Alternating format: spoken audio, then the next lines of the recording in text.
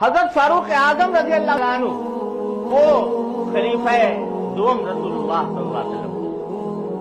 جن کو حضور اقدس صلی اللہ علیہ وسلم نے دعائیں کر کر کے مانگا اللہ تبارک و تعالیٰ سے، یا اللہ یہ اسلام لے آئے. وہ عمر جس نے اپنے کانوں سے یہ سنا رسول اللہ صلی اللہ علیہ وسلم کے بارے میں کہ عمر جنت میں جائے،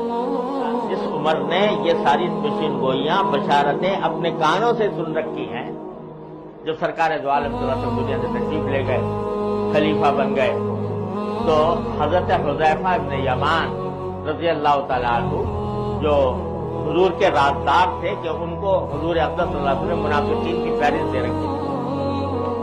ان کے پاس جا کے پوچھا خدا تھا ایمان سے بتا دو کہ تمہارے پاس جو منافقین کی فہرست ہے اس میں کہیں عمر کا نام تو نہیں؟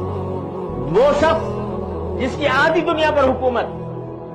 قیصر و کسریٰ کے ایوان اس کا نام لے کر لرزتے ہیں، کسی جگہ خطبہ دے رہے تھے،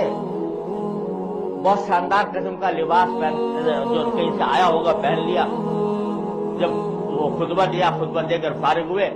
تو پانی کی مشک بری اور کندھے پر رکھ کر کسی بڑھیا کے گھر میں لے جا کے پانی ڈالا. کسی نے پوچھا کہ حضرت کسی کو حکم دے دیتے تو وہ یہ کام کر دیتا؟